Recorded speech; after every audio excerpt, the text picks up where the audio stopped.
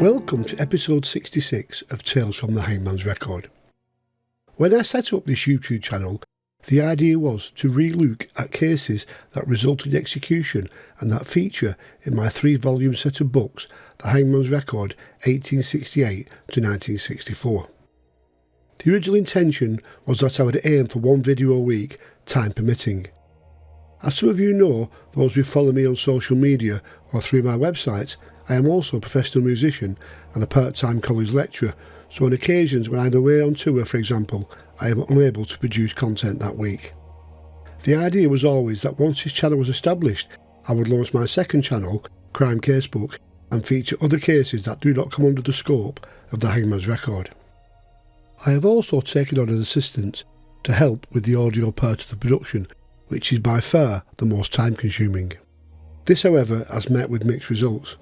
I am flattered to note that most of the listeners prefer my dulcet tones, and so therefore, going forward, all content on the Hangman's Record channel will be my voice, while my assistant will contribute on the Crime Casebook and Mostly Murder channels and podcasts. Thank you for your continuing support as the channel grows from strength to strength. As before, any help to offset the costs can be made by clicking the thanks link below the video or donating through paypal.me/thehangmansrecord. Lots of exciting new stuff is in the pipeline, so please keep an eye on my website www.stevefielding.com, where you can find the latest information and order copies of my books. And as before, comments are welcome on whether you believe justice was done and suggestions for both this and the Crime Casebook channel. I currently have over 10,000 subscribers on this channel and just a few hundred on the Crime Casebook one, so if you enjoy my work, please subscribe to both to keep up to date with new videos as they are released.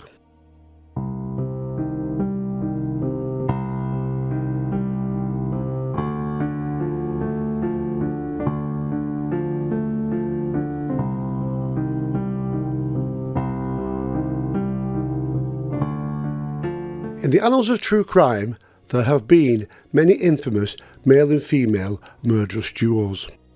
Some are amongst the most notorious criminals of all time, including Myra Hindley and Ian Brady and Fred and Rose West in the UK, and in America, couples like Bonnie and Clyde, Ruth Snyder and Judd Gray, and Lonely Hearts killers Martha Beck and Raymond Fernandez.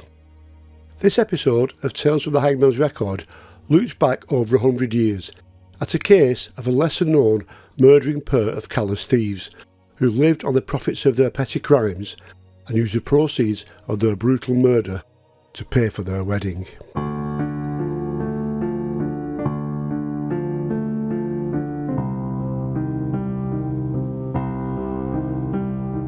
At 6 o'clock on Wednesday the 17th of May 1922, 54-year-old builder and decorator George Stanley Grimshaw left his house to go for a walk to the dentist and then to visit a friend.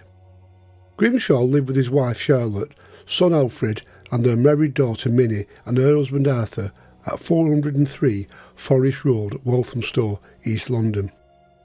The dentist was on Hull Street, less than a mile away, and his daughter, who had a doctor's appointment nearby, accompanied him on the first part of the walk before they parted and he went on alone. After leaving the dentist, Grimshaw walked through Higham Park in the direction of Woodford to see his friend. In what seemed to be a tragic coincidence, the friend he was planning to see had called at Grimshaw's house in Forest Road waiting to see him.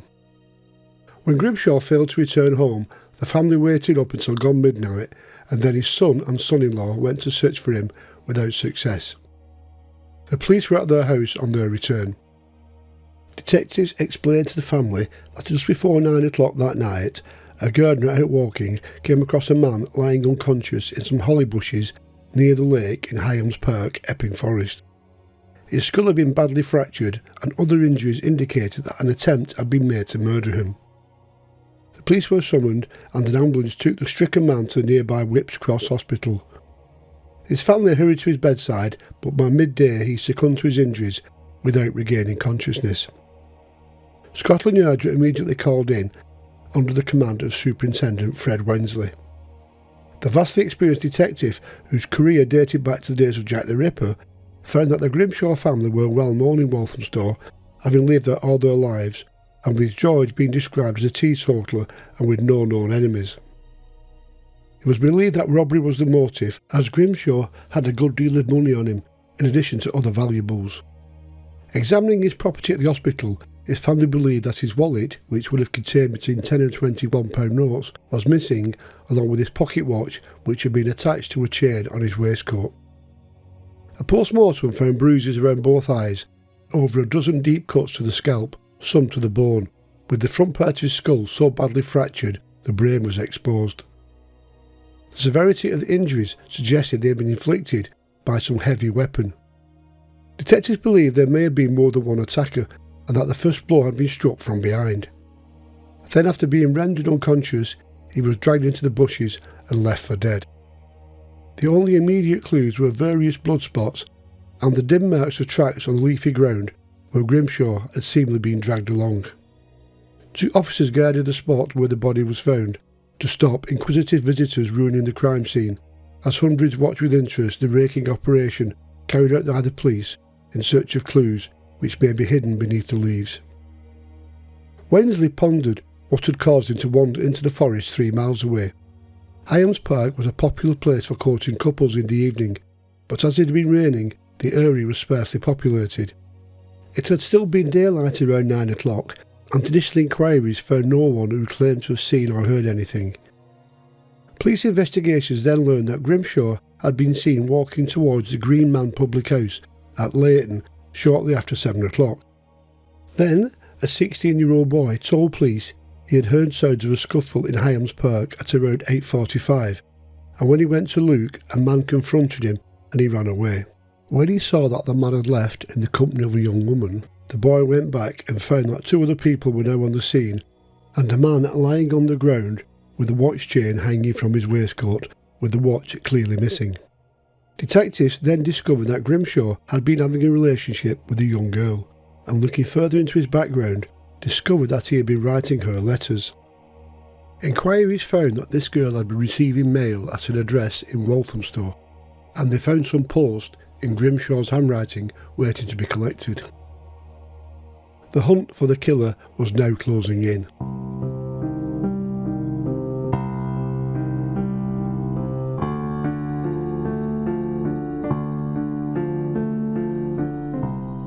As the couple exchanged their wedding vows at Braintree Registry Office, Essex, on Saturday the 20th of May 1922, they were hiding a dreadful secret. Just 3 days earlier, they had carried out a brutal murder and robbery of a man in Epping Forest, and used some of the proceeds of their crime to pay for the nuptials. Even as they made their way to the registry office, they had seen a report that the victim had died in hospital and a murder hunt was on. 23-year-old William James Yeldham lived in some outbuildings on Highlands Farm near Ilford, Essex, run by his grandfather. Yeldham was mainly unemployed, although he did a little work on the farm at times, with what little money they made coming off the immoral earnings of his 20-year-old girlfriend, Elsie Florence Mackenzie.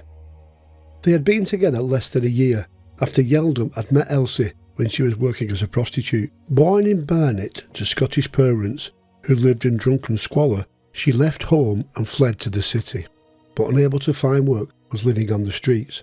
Both had criminal records for petty theft and a breach of bail conditions, and promising to get her off the streets, Yeldham found her a place to live with him on the farm, sharing what food and meagre income he had with her. Then, desperate for food, having not eaten for 2 days, Elsie said she would revert to her old ways and make them some money. Yeldham was aghast and told her he would get the money and left the farm.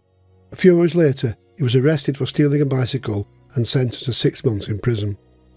With her boyfriend behind bars, Elsie returned to prostitution.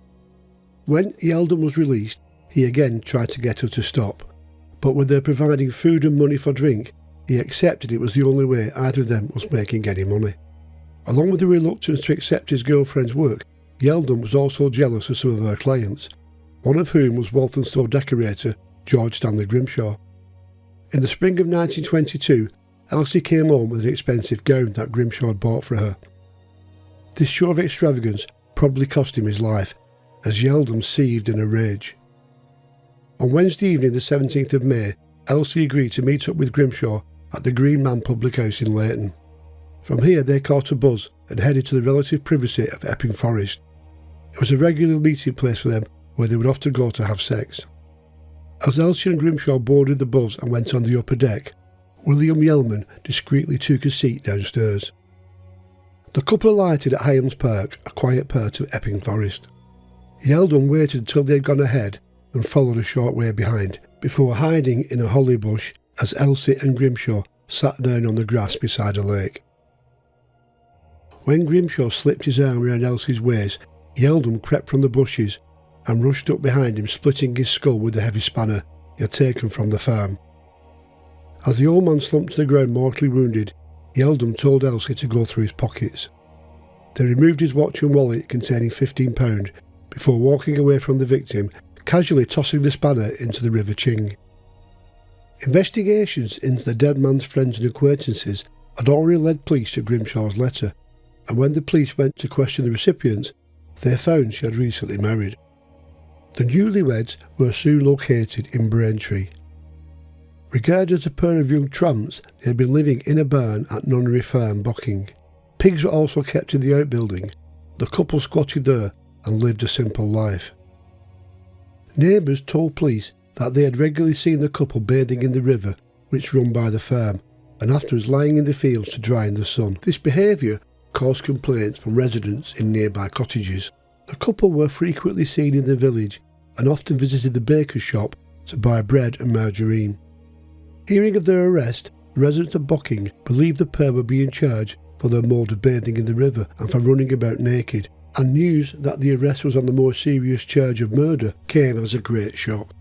Detectives learned that they had gone to the farm on the 18th of May, the day after the murder, and stayed 2 nights with one of his cousins.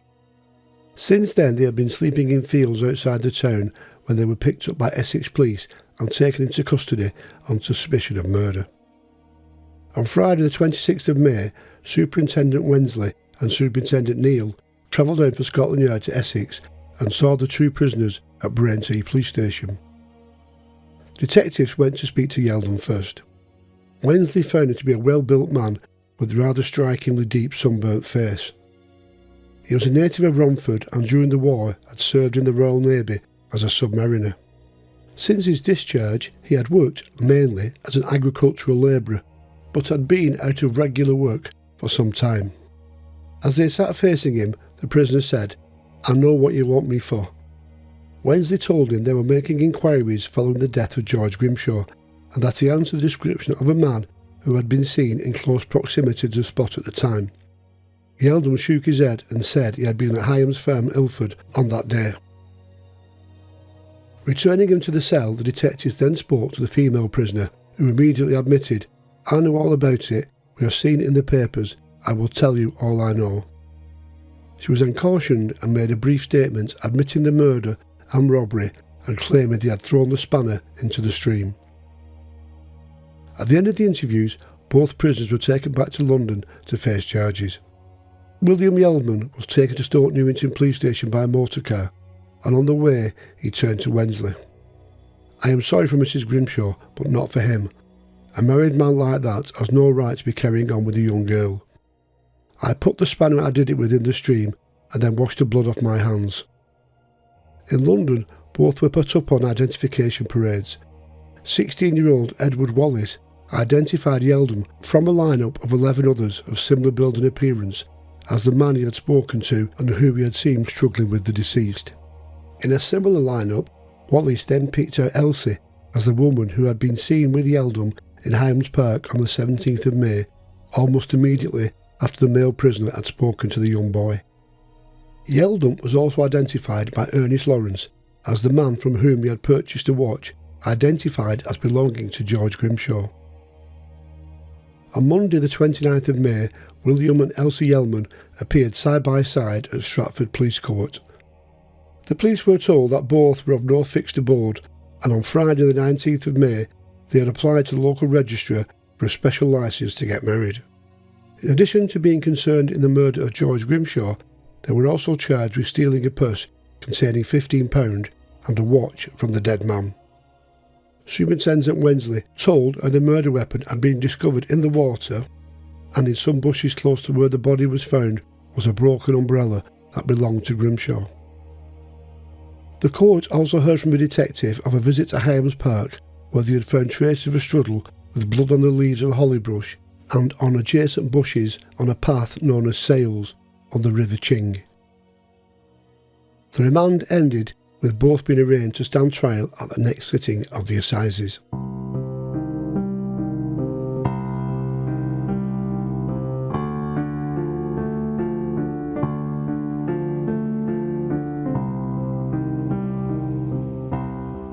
William and Elsie Yeldham were jointly tried at the Old Bailey before Mr Justice Hangman on Wednesday the 19th of July and gave various accounts of what happened on the day of the murder. Mr A.B. Lucy, representing Yeldham, said the defendant had become jealous when she had told him she was meeting her sister, but instead went to meet Grimshaw at the Green Man public house in Leytonstone.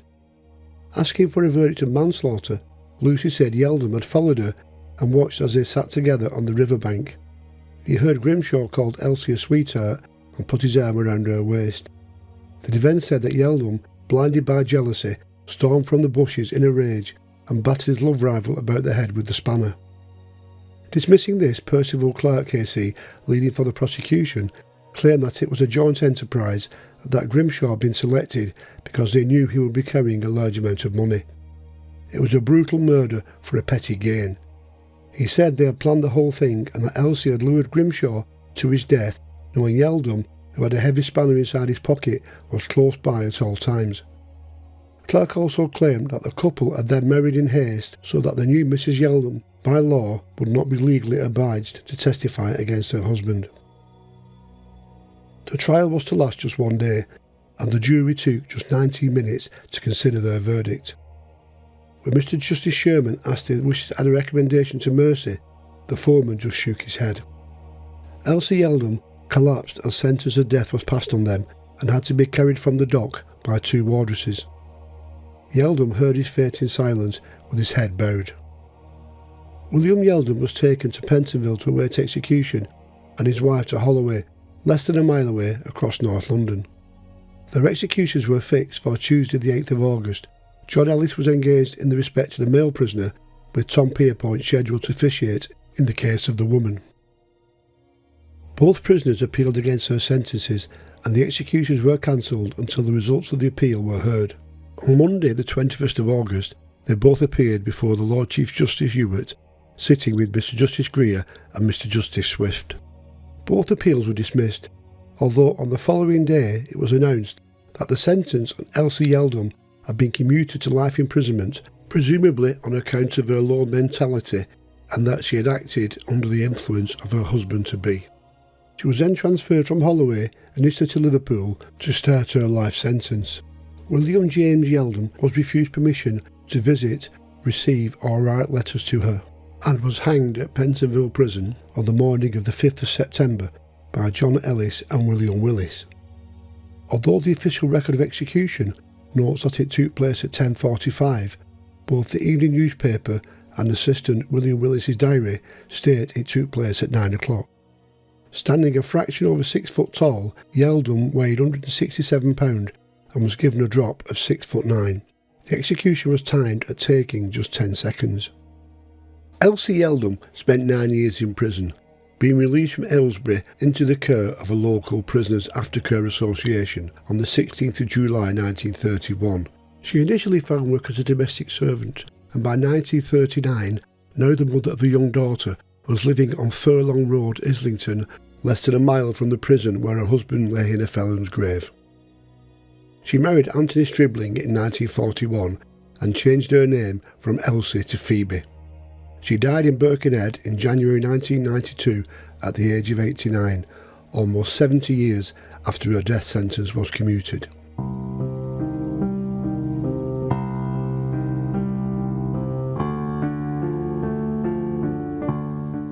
There was never any question of William Yeldham's guilt, and he deserved to face the ultimate sentence for his vicious crime. His wife was luckier. Although there was no doubt she was fully complicit in the murder and robbery, it was felt in issuing a reprieve that she was under the influence of her new husband, and it was this that ultimately saved her from the gallows. You have been watching another episode of Tales from the Hangman's Record. Until the next time, thank you and goodbye.